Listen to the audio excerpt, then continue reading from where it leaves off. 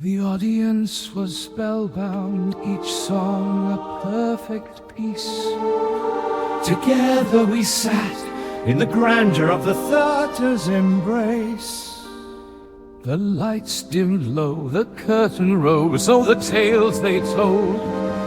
From the heart-rending ballads to comedies bold. And every note we hung on tight, could it be more right?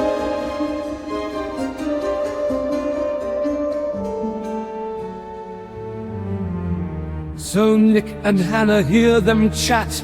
The stage, the lights, they're where it's at. Oh, what a year! We've seen them all.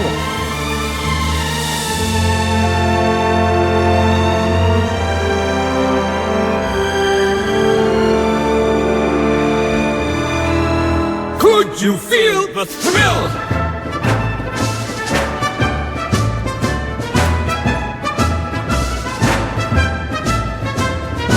Yes, Hannah, every show had its own unique spark. From the dramatic solos that left us in the dark, to the dazzling ensembles, the choreography tight, each performance a story, lighting up the night on Musical Talk, where magic's unfurled.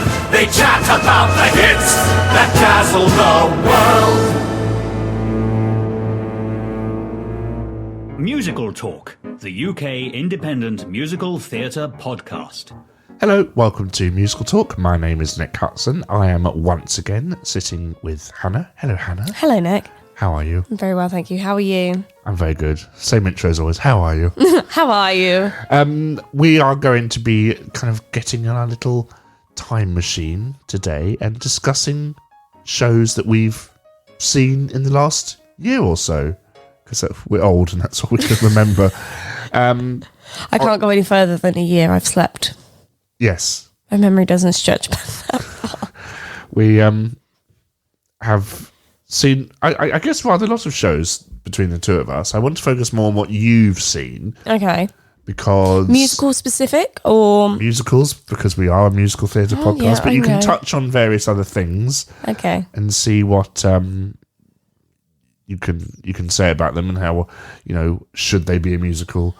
Do they have songs in them? Was there music involved, etc., etc.? Perfect. So for your last year, whether it's something you and I saw together or whether it's something you saw with your family or what sticks out? Is it bad that I'm looking at photos for reference? No, not at all.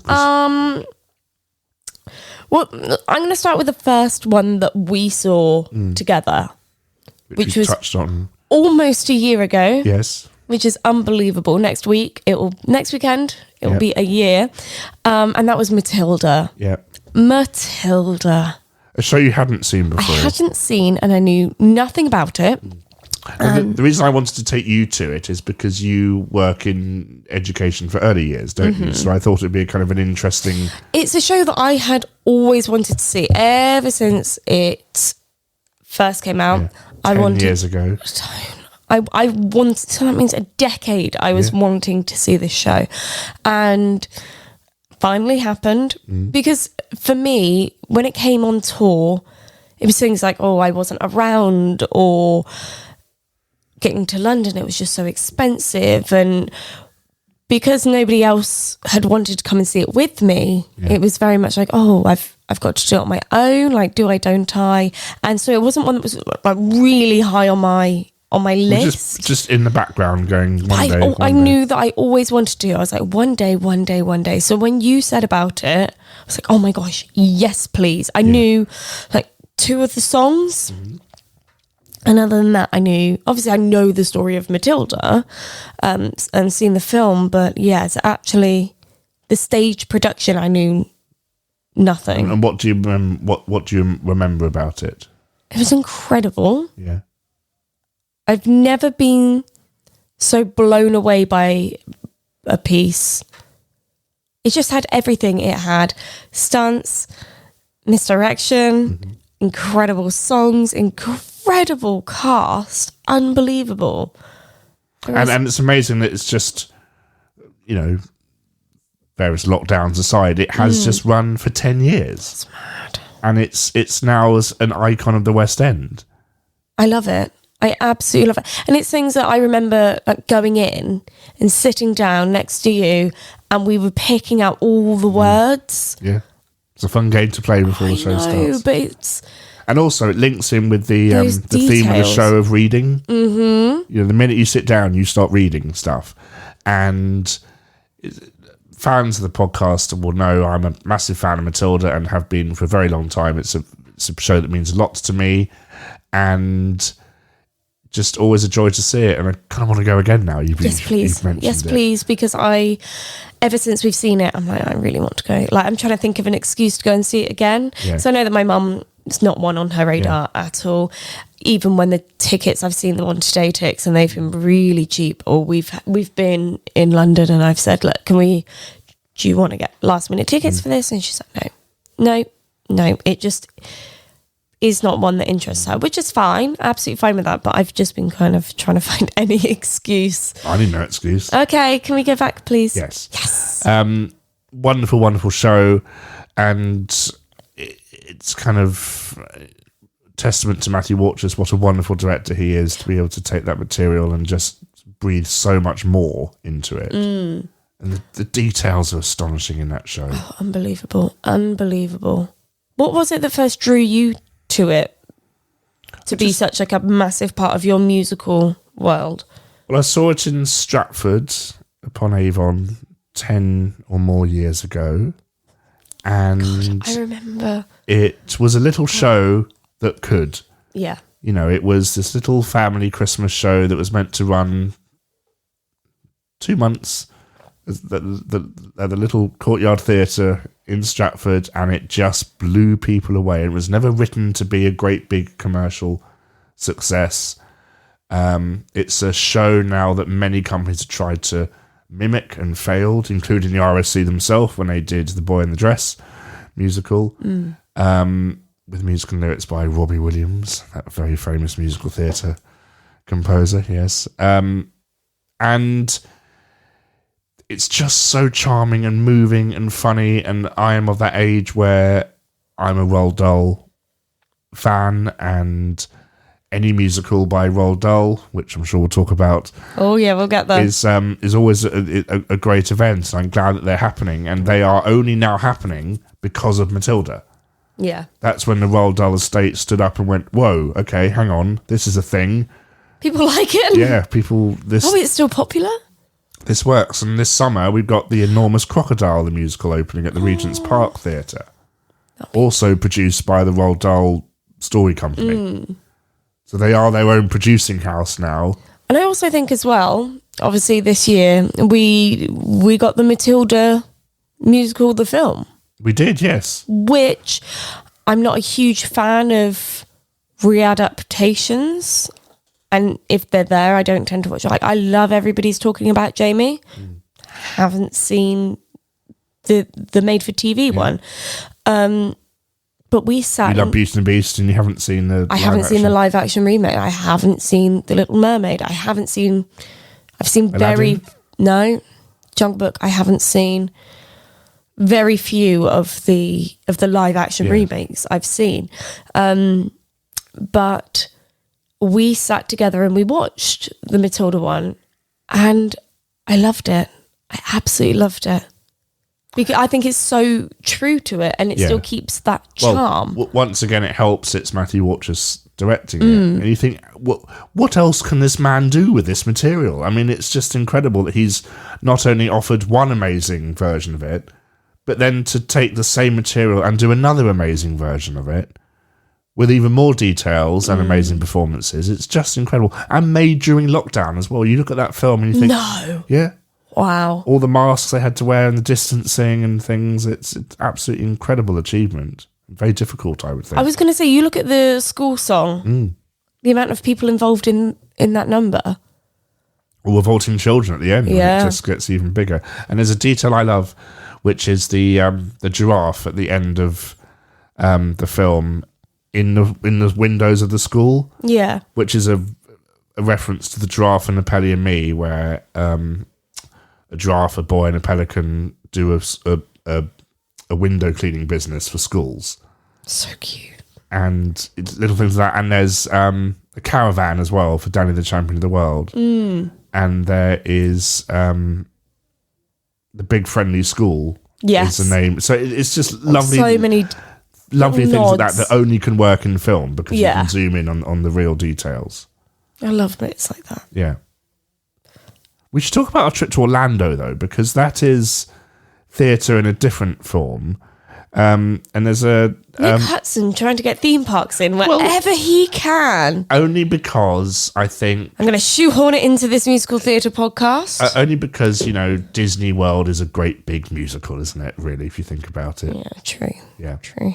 So moving on, what other shows did you see this year that you've really enjoyed? Hang on, how could you... I mentioned it, we can move on. Oh, you just wanted to make just want to people remind aware people of my that life thesis. You went on holiday. Yeah. What else did... Oh, we saw The Book of Mormon. We did, yes. We did. That was our second show that we saw together. Yeah. And again, a show that I'd wanted to see, but not one that was really on my radar. A divisive show. Some people love it. Some people don't love it. Yes. And I can see why. Yeah. I have a horrific sense of humour, so it appealed. Well, you like South Park I do. And stuff, and it's very speaking of Orlando, it's got bits in it that we would love, and it's very funny. I think it's one of the funniest musical comedies ever written, and it's charming, but it's a show that surprises people who don't know much about it, and I wonder if this was the same for you. It's also quite moving. Very. And that's something you don't expect. No, and you don't expect the sense of heart and the sense of warmth heart that it has got. Yeah, because this is another show that I went into knowing absolutely nothing. Like, really didn't know anything. I knew that it was written by the South Park writers. Trey Parker and Matt Stone. Yeah, I knew that much. And I knew that originally, so when it was on Broadway, that Josh Gad was in it. That was all I knew. I hadn't seen anything. But even knowing it was written by the South Park writers gives you the idea of the tone. I knew the tone that it was going to take. But then you don't really, do you? Because it's still a surprising... True, but I feel like you can get a sense. Yeah. You may not get the whole thing because you think you're going to the theatre. You can't just have. If you're going to have a cohesive story and You you're have to going have a reason you to- have to. There has to be other things than just Bawdy, filthy humour. So, and the humour only works when it is used to work. Because if it's just like straight, it's going to lose its edge. The thing I always say with Book of Mormon is people say, oh, it's the most offensive show ever. It's so disgusting. Have they ever been to a Bianca Del Rio comedy show? I say no, it's not, because it's absolutely honest in its it just shows depiction how of- horrid people are. its depiction of the the most horrible parts of Africa, the AIDS crisis that still exists, and the ridiculousness of the humour.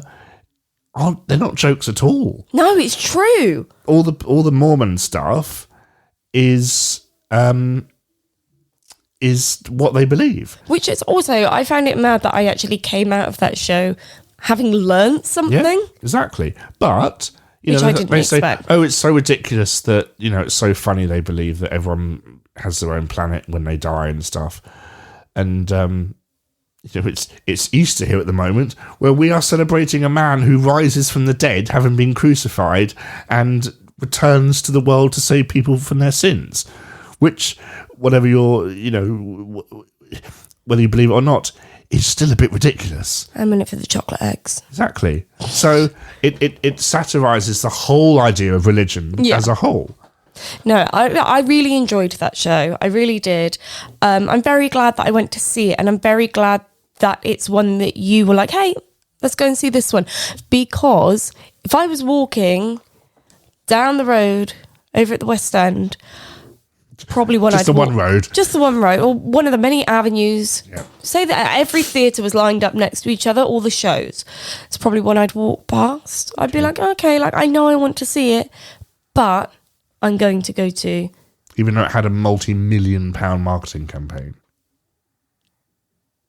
When it first opened here, it was huge. It was everywhere. It was on every bus. It was on every train. It was on every station. Okay, which is fine. Yeah. But when I'm in deepest, darkest Devon... True. Yeah. What use how's is that to gonna? you? Yeah. What use is that to me? It's so London centric, as with a lot of the theatre marketing. It's only now that it's going on tour in 2024 that we are getting it advertised for the first time down in the West Country. Would you see it on tour? If I Or was, do you think it's a show that doesn't really merit seeing it again because you know all the jokes and you know all the... I don't, but I have only seen it the once. I haven't revisited in any way, shape or form, so I haven't been back and looked at clips or listened to songs or anything. So seeing it again to me would still be quite fresh because it's still a piece that I'm not overly familiar with. Yes, I've seen it, but only once. The cast recording's great fun. You should add it to your library. Okay. Um, But yeah, whether I'd see it on tour, I don't know. Just because any theatre's so far away from me, it's a real commitment. It's like, Yeah. oh, okay, I'm going to do this, and I'm going to travel over an hour to drive to the theatre, to park, to then go and see the show, to drive over an hour back home again. And probably sounds really petty to other people that are listening to this, but I don't know. I'd see if I was up here and it was a case of, oh, do you want to go and see this tonight? Okay, fine. Just hop would- on the tube and... So scenario-wise, you would see it again. Yeah, it's one I'd like to see again. It'd be interesting to sit on tour to see how many people leave halfway through. That's another thing. But anyway, that's for another We discussion. don't get it down here. Well, that's the thing. It's a very, very American show. And it's not really... I went to go and see it. It wasn't funny. I mean, funny. there's a Nigel Farage reference. Is there? And that's kind of it. When Elder Cunningham keeps getting the girl's name wrong, every variation of the name is a different thing. And Nigel Farage, One is Nintendo, and one is Netflix and chill, and one is Nigel Farage. I forgot about that bit, yeah. But yeah, it's a show I very much enjoy, and it's just incredibly funny. And testament to the craft, it is still a proper musical. Oh, yeah. And that's the thing with comedy. If you do it properly, it'll just work. I think it was really the first comedy musical I had seen. Okay. So for me, it was a whole very new experience to be like, oh, okay, I'm actually... For me, going to a show, it was something completely out of my usual comfort zone. Have you seen anything that you've been disappointed by in the last year? Or didn't... Well, Yes. okay. Charlie and the Chocolate Factory. Okay. On tour. Which I saw as well. Yes. So I saw it in Plymouth and you saw it at Wimbledon. Yeah. How did you find it? Because I thought it was very underwhelming. It's a show that it's one of many Roald Dahl musicals we're going to be discussing here. The original production in London at the Drury Lane was so massive and untourable. Yeah. That it had to be different. Every production I wasn't expecting that at all. So the fact I didn't get it was quite nice because it's been it's been fascinating to see the direction this show has taken over the many years it's been a musical. This is like the sixth version of this production that's been... Okay. Because this is the first time that I have seen this show. I've seen that it has been around before. I think it's been on tour before as well. Endlessly, probably. Yeah. So it's one that it's always been on my radar and I'm aware has been around for a while. But yeah, this particular tour, I was a bit underwhelmed by, because me being me, shocker. I feel like this is my tagline. I knew nothing. Yeah, I know nothing. I know nothing. No, I went in, again, not knowing anything. I haven't known anything from previous tours, but it's Charlie and the Chocolate Factory. When you think of it, you think of wild imagination and... Pure imagination. But, like, do you know what I mean? Like, nothing's impossible, Charlie. And to then suddenly be in the chocolate room, is that what it's called? Yeah. And it just be a screen. Yeah. It gave me, thinking about it now, however far we are on, it gave me kind of Glasgow vibes. Because it's almost like, Well, not even Glasgow had a screen. Well, no, but do you know what I mean? I was kind of like... Promising a lot, delivering little. Yeah, maybe it's just because that was my interpretation of what you expect. Because I think as well, maybe because we have seen Matilda and things, or I had previously, the sets and things, and it's also big and mind-blowing. Now, I completely appreciate that you can't take something like that easily on tour, and I appreciate that they went for the minimalist approach on it. I have a different point, the opposite point of view, where I was quite impressed by the touring production, because it is a touring production, and I think what they were able to achieve was quite impressive. I didn't like the reliance on screens, though. No, but every show nowadays sadly has a reliance on screens. At the Olivier Awards, we're seeing... They have their place. They do. But integrated with physical sets. Yeah. I love the artistry of physical sets. The thing is, if I go to the theatre, I want to have the craftsmanship of going to the theatre. I want to see physical sets and things like that. If I want to just sit at a screen, I will stay at home and watch the film. Yeah. Where I will then see, if I watch the Tim Burton film, look at this amazing physical set that they created. And I will just watch it on my screen at home. Are these physical sets or CGI? Physical sets. That's good. The thing is with Charlie is... You're never going... Even the massive Drury Lane production, the chocolate room wasn't good enough. Yeah. So you're never going to be able to deliver... But even things like the boat. Yeah. It was very minimalist, and I appreciate that, and it left a lot up to your imagination. But wouldn't you argue that's theatre? Yeah, true. But I guess because you just expect it to be... But then again, when they took it to Broadway and they... The Oompa Loompas freaked me out on this tour. Good. Hold that pause. Pause that thought even. But when they took what was in London to Broadway and they minimalised it completely, and they had Charlie walk into a room that was of glass, that was an empty glass box, and they had this whole theme of...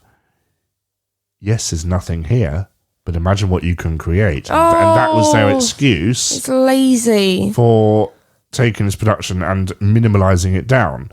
Whereas the Drury Lane one, yes, it didn't deliver a great big chocolate room, but it still had... It was gargantuan, and it had Oompa Loompas coming down from the ceiling, and the glass elevator flew over the audience, and it had, whiz bangs and fizzle pops, and it had just the most amazing... At one point, Violet Beauregard was a purple glitter ball. See, and that's the thing, is I felt like her blowing up to a blueberry was a bit like... Well, in this production, she had like trousers that got bigger, didn't it was almost like they threw on a big beach ball. Yeah. And that was, do you know what I mean? And I kind of felt like, okay, I enjoyed the show. I'm glad I went to see it. So the weird thing I had with the show, what was with the very, very odd sign languaging that went on? So was it that the actress that played the mother? Deaf, yeah. But I'd forgotten about this, and it's only now that you say it. It was only bits and pieces that were signed. Which I got really confused by as an audience member who didn't know that the actress playing Charlie's mum was deaf. And I appreciated the sign language, but I just felt it odd that it was only specific parts. Why? I want to know why it was only those parts and what the choices were for choosing those. Like, what was the significance of those moments to have those signed and not the rest of the conversation or the line before? Why the next 3 lines and then we're just going to forget about it? Very strange, but kind of cool in a way. It's very cool. I like how it was integrated, and it's something that I think should be included more in performances. Personally, I think sign language should be taught in schools, and I think it is something that should be brought in a lot more just in life in general. But yeah, I just thought it was an odd choice. Yes, include it, but just really odd how it was done.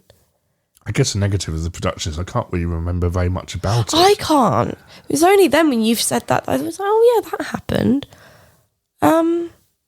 I was disappointed because I love the new songs that Mark Sherman and Scott Whitman did for the London production. And I was disappointed that they kind of were they're still fidgeting with them and they're still changing them and they're still writing new ones and replacing them. And just leave it alone. It's good. It works. What were your thoughts on those Oompa Loompa, like the weird robot? I like them. I really like them. I thought they were obviously you can't do. It was a choice. You can't do something that's been done before because why? And also, there's nothing to say in the book that they're not in an adaptation that they're not kind of industrial robots made to deliver what Willy Wonka wants. It's a kind of nice idea. Yes, they were creepy, but then again, Willy Wonka himself is creepy, or hero, / depending on what your outlook on life is, he kills children. Yeah, he does. That's what I love about him. So I don't mean that. It's why not make them creepy? They are the living, breathing nuts and bolts of this factory. See what you did there. Yeah, but like. Like I said, I'm glad I saw it, but it's which is review speak for it wasn't very good. No, I'm genuinely glad I saw it, but the sort of production it was, if it were to go on tour again, I wouldn't be jumping to go and get a ticket. I'd be like, yeah, fine, I've seen it. My big issue with the show is, and this has always been since day one, why don't they sell Wonka chocolate in the theatre? I know. That's my biggest issue with it. I would have bought a Wonka bar. Exactly. Whatever price they asked. I did buy the mug. Of course you did. You are what you buy. Thanks. So that was Charlie and the Chocolate Factory. Yeah. What we could remember of it. It's hard to talk about shows that were old. That was last summer I saw that, and you saw it before, didn't you? I did. Was Plymouth the first stop for it? Could have been. I think it was. There's a programme in my collection somewhere if you want to dig it out and have a look. But no, it's over there. What else have you seen that you've enjoyed? Yes. Aladdin? Oh, yeah, I saw Aladdin. That's how memorable that was. Again. Up there with Charlie? In the same lot as... I'm trying to think if I'd actually seen any... Oh, I've seen Frozen. But other than Frozen... hadn't seen any Disney musicals on stage. You've never seen Lion King? No. Okay. List me some and I'll tell you if I've seen them or not. Disney musicals. Beauty and the Beast? No. Aladdin? No. Little Mermaid? Oh yeah, no. I've seen Aladdin now. Little Mermaid, no. Lion King? No. They're all the major ones that have come to the UK. Got weird. Well, Mary Poppins you've seen as well, but we don't really count that as a Disney production here. It's a Cameron Mackintosh production. But no, so as like true Disney musicals go, Aladdin and Frozen are the only ones that I've seen. And I don't think it's fair to compare Frozen that hasn't toured with something like that. Because if Frozen was to tour, there's no way that they're doing the bridge. No. No way. So I know that there are amazing elements of that show that would have to be cut or reduced or thought of in a different way. Yeah, it was good. I liked Aladdin. It's not one of my favourite stories for Disney. It's not if you would say, oh, let's have a Disney movie night. What are we watching? Aladdin would... Little Mermaid on repeat. Yes. Yes, sweet. Oh. Or Cinderella. Yeah. Or Sleeping Beauty. But Aladdin wouldn't be one that I'm like, yes, let's watch Aladdin. Aladdin is worth it for Robin Williams. Yeah, yeah. But And when you haven't got Robin Williams in your product, I did feel with Aladdin, it was a bit pantomimey. that's no fault of the show, though. That's just a fault of our theatrical Life in this country. Yeah. When you have a villain come out with moustaches and goes, "Mwahaha, I'm the evil villain." I mean, Aladdin, the film, is pantomimey because the genie is straight out, it's stand-up comedy, effectively. So there are links between that, but that's not Disney saying, let's do it as a panto. I did love elements. Beauty and the Beast feels like a panto at times. Does it? Because the characters are, it's a nurse, it's a title associated with pantomimes anyway. Yeah. And B, it's bombastic and irreverent, and you got modern references and a very cheesy, over-the-top villain and a love story going on at the same time. And there were elements of Aladdin that I absolutely adored. So I loved our opener with One Jump Ahead and bits like that. I thought how they staged it was really clever. I loved the sets as well. I love how they dealt with like all the different levels with him climbing up and, then ducking and weaving and running away. I loved that. I loved the genie as a character. I feel like you can't go wrong. That character is just such gold. And you do have those modern things that are thrown in there. The stand-up, you've got the outrageousness of Friend Like Me as a number. It's just incredible. I loved the Cave of Wonders. That's kind of like when they did the Cave of Wonders. I want the chocolate room to be like. That's what I wanted the chocolate room to be like. Now, it wasn't anything crazy, but as somebody who has seen shows where, they're just going to use a screen, and you actually saw practical things, I was like, yes. Yeah. Thank you, Disney. So I really enjoyed that bit. I loved the Prince Ali as a number. I love the choreography and the costumes. I thought they were really good. It delivered. Carpet? Oh, yeah, that was in it. Yeah. I wanted them to come out over the audience. They just They don't. They do in the, they did in the Disney California Adventure theme park production. Oh, theme park. Which, in a way, was better than... Shoehorn theme parks in here, guys. Was, in a way, better than the... They call it the Broadway musical. Yeah. Because it had more... It went further with its visual style. But where the payoff does pay for Aladdin in the touring production and West End, it's just celebrated its 10th year on Broadway, which is amazing. Wow. You cannot see the wires for that carpet. No, you told me how it... And it's a very clever illusion. Very.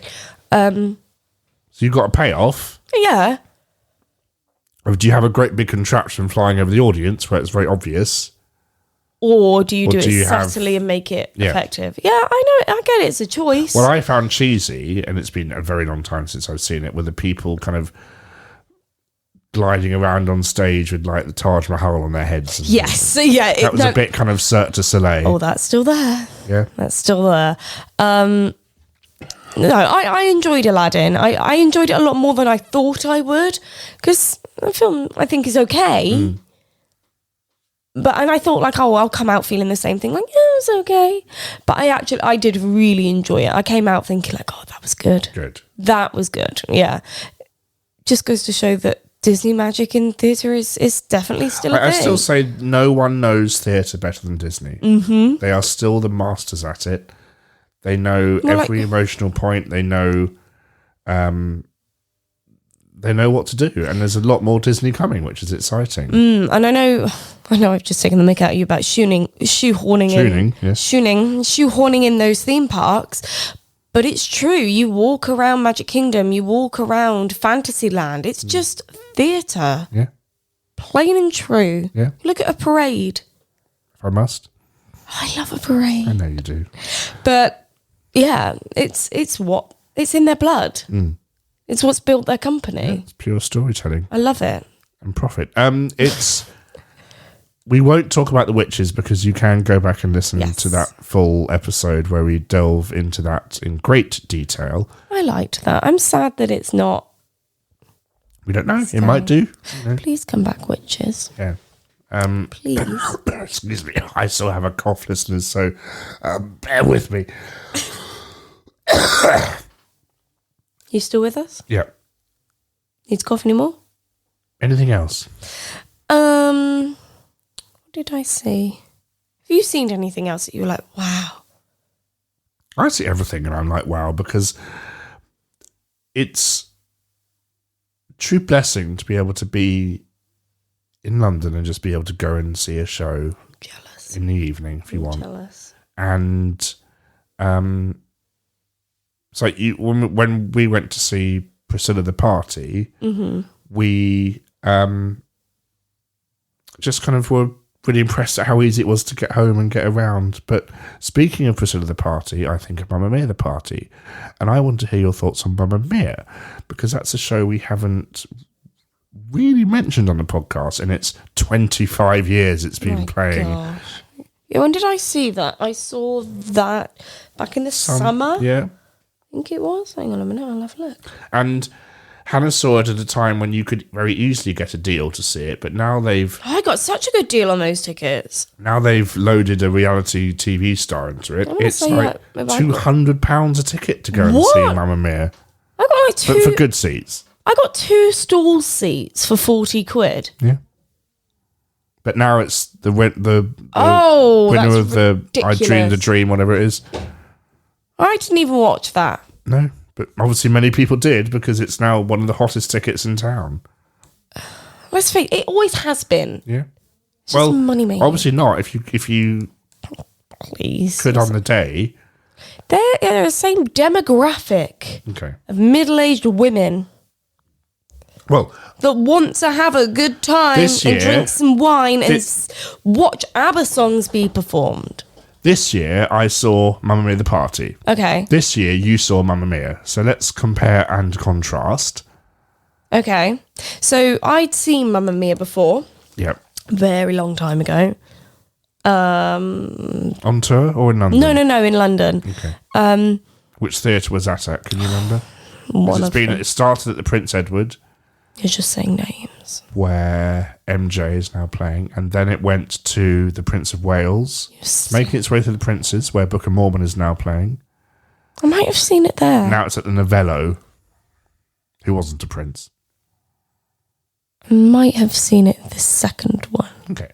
So Maybe. Whenever Harriet Thorpe was in it, that's when I saw it. So a good time ago. We're talking. I was in secondary school. I saw it 25 years ago. Okay. And I kind of want to go again because... That pains me. I know. When you saw... It pains me as well, but I want to go again, and just because I know it'll be like seeing it for the first time. I didn't like it the first time I saw it. Okay. Purely because I loved the film. And I'd watched the film, and that was what I knew. And I was a lot younger. Like I say, I was in year 8 at secondary school.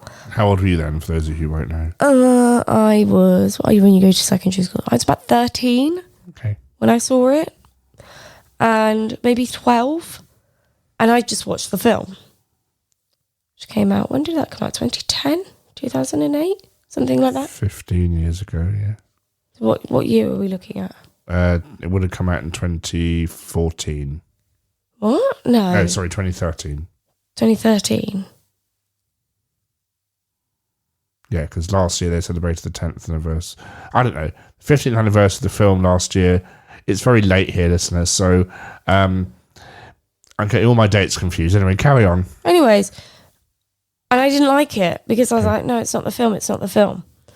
And maybe it's because of where the seats were. We were right at the back, at the top. You felt distance from it. Yeah, and I was just like, yeah, okay, fine. Yeah.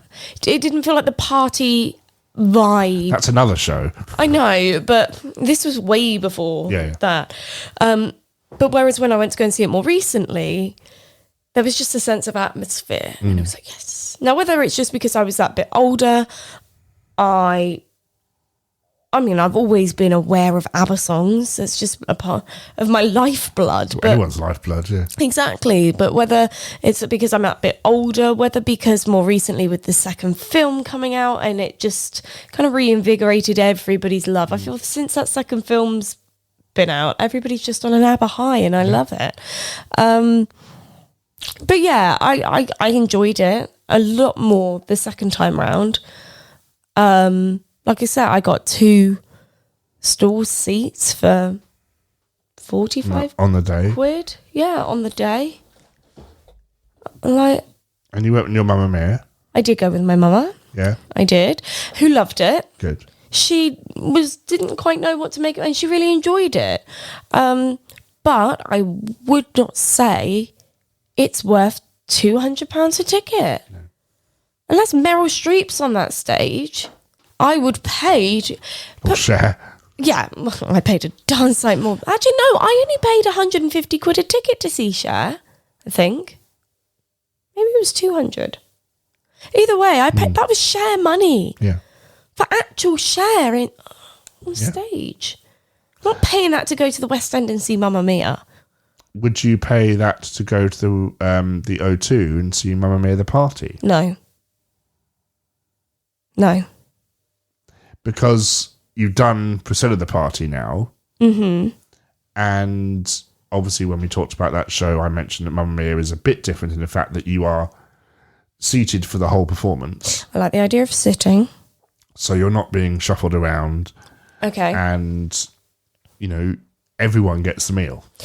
Okay. I feel like for Priscilla, had I not been having to drive 3.5 hours after that, and I could have had some drinks and I could have let my hair down a bit, I would have loved it a lot more, because I feel like I could have thrown myself into the party atmosphere of it.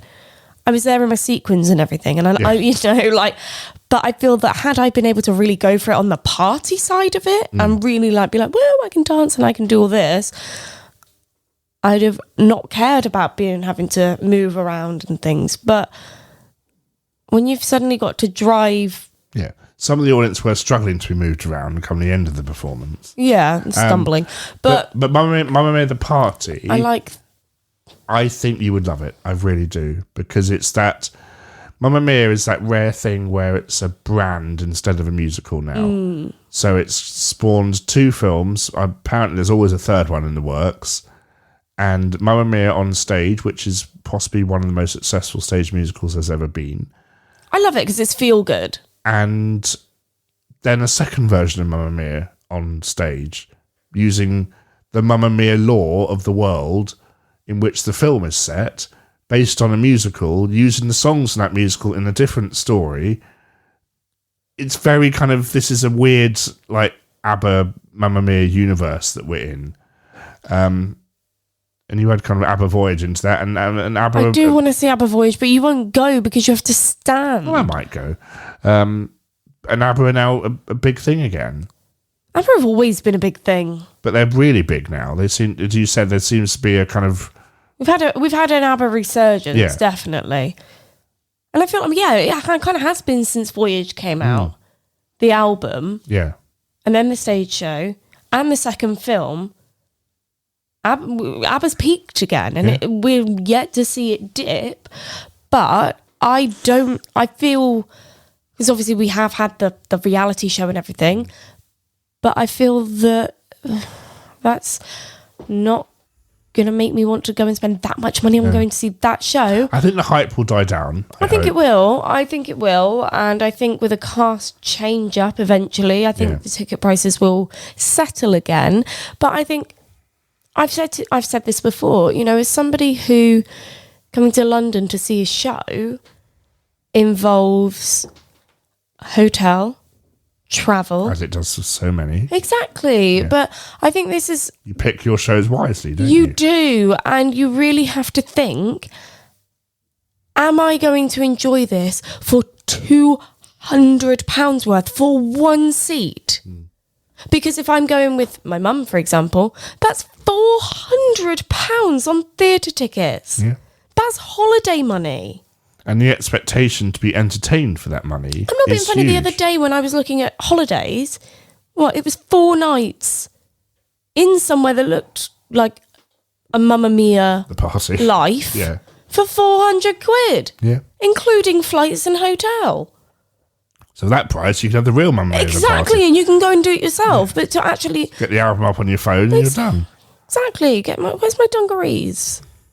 But do you know what I mean? Like, I just Yeah. think that actually for that price to go and see that show, and you could actually go and have a holiday for that money, Yeah. wouldn't you? That'd be next, Mamma Mia the cruise. Oh, Jesus. Mamma Mia, the vacation. Let's all go to Croatia and... Don't put it past them. No, I wouldn't. I would not. Yeah, that's... I was going to ask you... Yes. I guess you're about to wrap up, but I have a Ish, question yeah. for you. No, it's only because we've talked about the things that we have been to see in the last year. What are you excited to see that's upcoming? Because I know I've got tickets for things booked that I've had booked for a while. Have you got anything in the pipeline that you're like, oh, yes, I'm excited for this? Is there anything you've seen announced that you haven't yet booked tickets for that you're like, oh, I want to go and see that? Not particularly. There's one more thing I want to talk to you about that I have watched with you before we end this discussion. But What is that? it's... There's always stuff on the horizon, and obviously I know things, and I can't say No, and I'm not saying to reveal things like that, but I'm just saying, like, for example, I've got Chitty tickets booked, and Mary Poppins has just released it. It's going on tour again. I know that you have Starlight Express tickets booked. Yes, forgot about that. Yes, I'm looking forward to Starlight Express. Thank And you. today you were propositioned to go and see Spirited Away. So obviously there are lots of things coming. I Yes. just wondered if there was anything that you're thinking, oh yeah, that one. Or All of them. all of them? I love any musicals, big musicals that come into London. I enjoy seeing them.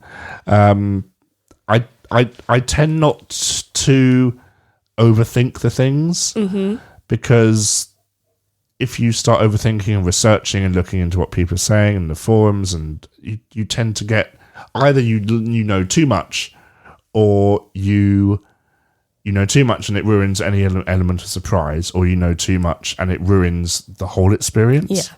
That's why people that listen to this are probably thinking, oh my gosh, why is she on here talking about this? Because I'm still someone that knows nothing about Wicked.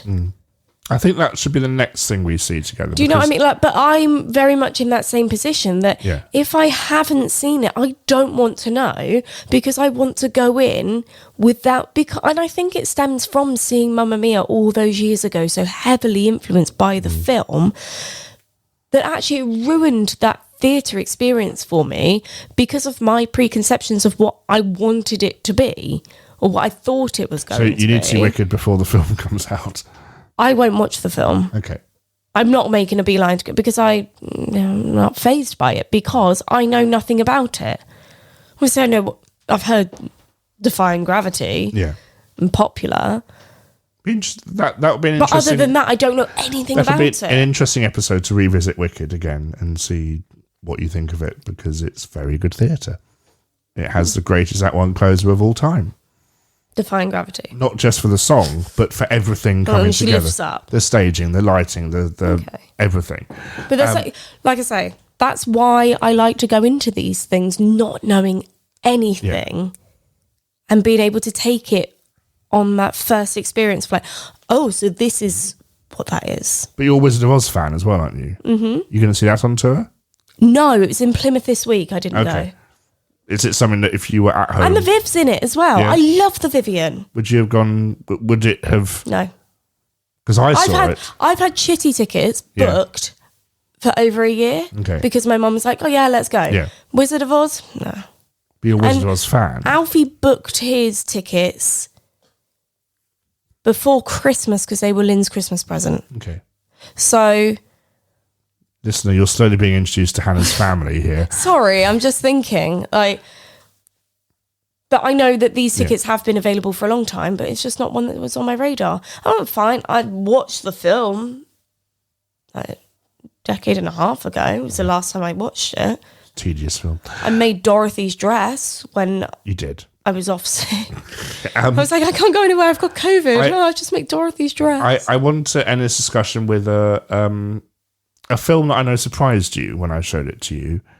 And it's one of my favourite musicals. And I think I've remembered what this is now. Singing plants and singing dentists and things. And that was... Can that come back on stage? It's going on tour in the UK. Is it? And of course, it talked about Little Shop of Horrors. Yeah, that was another one I knew nothing about. Yeah. And as a Rocky Horror fan, everybody then always naturally says to me, well, what about Little Shop of Horrors? And I knew nothing. It wasn't until we watched it. Yeah. I was like, oh, okay. That's where this song's from. And I enjoyed it. The most I knew about it was a Family Guy parody. Yeah. Which is accurate as hell. Very accurate. The original ending for the film is not... Well, the ending for the film as it is now is not the ending of the stage show. So they are two different... So if you don't tell me anything, it will be a surprise for me. Yeah. Okay. And that is going on tour. So I thought I'd end with that. When's that going on tour? Soon. I don't know, but I'm sure we can find out. Hannah, thank you so much for... No, thank you for having me going down the yellow brick memory road. Thank you. Thank you for having me over ramble. the rainbow. Thank you if you've made it this far, dear listener. And if you've made it this far, dear listener, please do... have a nap. Like, have comment, and subscribe and all that. And I will be back with you soon. Thank you so much for listening. And until next time... Stay safe and enjoy some theatre shows. That should be our Thank you for listening to... I'll start again. That should be our catchphrase. What? Stay safe and enjoy some theatre shows. Yeah. Thank you very much, Hannah, and we'll speak to you soon. Bye. Bye-bye. Thank you for listening to this week's episode of Musical Talk. To find out more about the world of Musical Talk, you can visit our website at musicaltalk.co.uk, where you'll find all our episodes, or you can listen on Spotify, Apple Podcasts, or YouTube. Please follow us on Twitter and Instagram at Musical Talk.